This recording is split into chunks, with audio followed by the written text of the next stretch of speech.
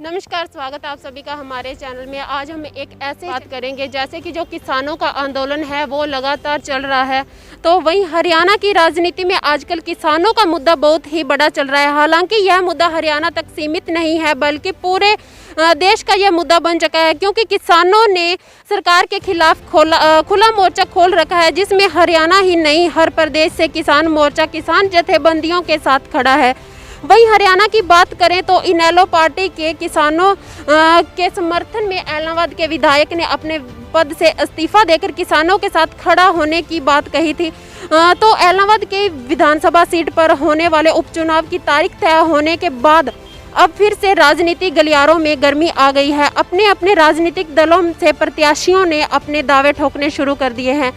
हमेशा ही राजनीति करने वाले राजनेता अपने स्वार्थों की पूर्ति करने के लिए किसी भी मुद्दे को अपना राजनीति हथियार बना लेते हैं, चाहे धर्म की राजनीति हो, किसानों के नाम की राजनीति हो या फिर युवाओं के बेरोजगार की राजनीति हो। ऐसे तमाम मुद्दे लेकर अपनी चुनावी घोषणाएं करके मतदाताओं का मत लेने का प्रयास करते हैं।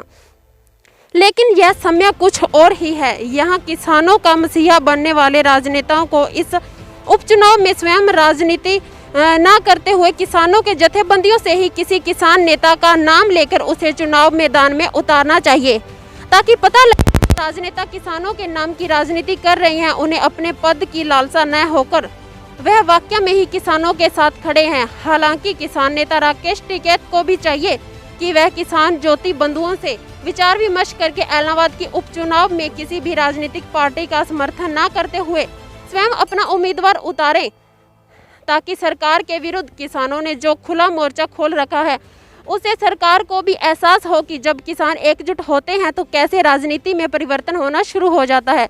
अगर इस समय भी किसानों के नाम की राजनीति करने वाले राजनेता किसानों को चुनाव ना लड़ा कर अपने आप को किसान बताकर अगर चुनाव लड़ते हैं तो किसानों में यह चर्चा जरूर होगी कि इस बार उन्हें भी राजनीति का शिकार बनाया गया है, ना कि उनके समर्थन में कुछ किया है। और किसान नेताओं को भी चाहिए कि वह किसी भी तरह की राजनेताओं की बातों में न आकर किसानों को मजबूत करने का काम करे, क्योंकि इस समय सभी राजनीतिक दल किसानों को अपना हितैषी बताकर उनके समर्थन में दिए गए पद से इस्तीफा की बात कहकर या किसानों के समर्थन में पार्टी को अलविदा कहकर अपना हितैषी बताने वाले राजनेताओं से चुनाव न लड़ने की अपील करते हुए किसी आम किसान को चुनाव लड़ने की बात करनी चाहिए, ताकि पता लगे वह राजनीतिक दल जो अपने आप को किसानों के समर्थन में खड़े होने का दावा कर रही है, वह खुद चुनाव न लड़कर सर्वसम्मति से किसी किसान को चुनकर उसे विधायक बनाने का काम करे और एक नई मिसाल पैदा करे। चुनाव तो अभी ये उपचुनाव हो रहा है और यहाँ जो एलनाबाद से विधायक थे अभय सिंह चौटाला, उन्होंने किसान आंदोलन के समर्थन में इस्तीफा दिया था। उसको लेके ये सीट खाली हुई थी और ये सीट खाली होने के बाद में यहाँ पे अब दोबारा से उपचुनाव होने जा रहा है, जो अभी ये घोषणा की है। असल में ये जो सरकार है वो डरी हुई है। यहाँ पे हरियाणा के अंदर इसके ब्लॉक समिति के, जिला परिषद के और पंचायतों के जो चुनाव है वो चुनाव ये डिले कर रही है। वो चुनाव अभी इन्हें करवा नहीं रही है, क्योंकि इनको ये लगता है कि अगर ये चुनाव होंगे तो उनका चेयरमैन तो कोई बनना नहीं है। और इसी एलनाबाद सीट पे भी इसकी बीजेपी की हालत इतनी ख़राब है कि जो पहले यहाँ पे नरेंद्र मोदी खुद आए थे उसके बावजूद भी ये सीट जीत नहीं पाए थे। और अब किसान आंदोलन के चलते इनका बहुत ज़्यादा विरोध है कि यहाँ जो भी बीजेपी का या उसका समर्थन का कोई भी कैंडिडेट आएगा उसका किसान जो है वो भारी संख्या के अंदर उनका विरोध करेंगे। और यहाँ तक हो सकता है कि इनको वोट भी, यहाँ बीजेपी वालों को किसी समर्थित उम्मीदवार को वोट भी नहीं मांगने दिए जाएंगे। गाँव के अंदर इनका बहुत बड़ा विरोध यहाँ पे किया जाएगा। इस्तीफा जो दिया था ये हरियाणा के अंदर एकमात्र विधायक थे अभय सिंह चौटाला, जिन्होंने किसान आंदोलन के चलते किसानों के समर्थन में इस्तीफा दिया था। और यहाँ तो ये होता है कि एक अगर पंचायत का मेंबर भी कोई बन जाए तो उसको पद छोड़ने को भी तैयार नहीं होता, तो उन्होंने पद का तो त्याग किया था। और उस का पद का त्याग करने से लोगों के अंदर उनकी हमदर्दी भी, लोगों के प्रति उनके प्रति लोगों की हमदर्दी भी हुई है। तो ये जो चुनाव है ये उपचुनाव बीजेपी को सबक सिखाने का ये चुनाव है कि यहाँ से इस्तीफा देने के बाद दोबारा जो सत्ता के अंदर बीजेपी है उसको होते हुए यहाँ पे उपचुनाव जो होने जा रहा है वो उपचुनाव के अंदर बीजेपी की यहाँ पे जबान जब्त होगी, जेजेपी की जबान जब्त होगी। जो भी बीजेपी का समर्थित उम्मीदवार आएगा उसकी जबान जब्त होगी।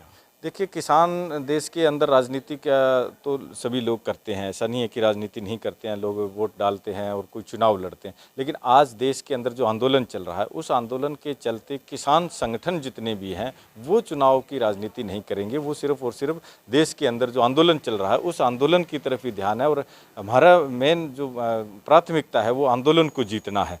ये राजनीतिक पार्टियां हैं, इनका काम है, ये चुनाव लड़ रहे हैं और लोग फैसला करेंगे किसको वोट देना है किसको नहीं है। लेकिन किसान संगठन जो है वो राजनीति में नहीं जाएंगे। वो तो देखिए उनकी पार्टी का मसला है, वो INLD पार्टी है और वो तो उनकी पार्टी तय करेगी कि किसको उन्होंने चुनाव लड़ाना है किसको नहीं लड़ाना है, वो उनका काम है। उसमें तो किसान संगठन कोई दखल अंदाजी नहीं कर सकते। क्या किसान विधायक का चुनाव लड़ेंगे? नहीं, बिल्कुल नहीं लड़ेंगे। किसान संयुक्त मोर्चे का ये फैसला है कि जब तक हम ये आंदोलन नहीं जीत लेते तब तक संयुक्त मोर्चे की तरफ से कोई भी उम्मीदवार चुनाव में नहीं जाएगा।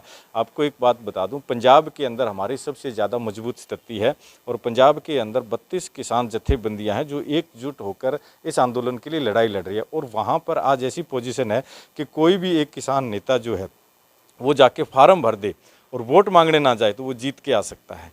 वो जीतने वाले उम्मीदवारों ने भी फैसला लिया है कि जब तक हम ये आंदोलन नहीं जीत लेते तब तक हम चुनाव नहीं लड़ेंगे और अपनी जीत के बदले में देश के आंदोलन की बलि नहीं दे सकते।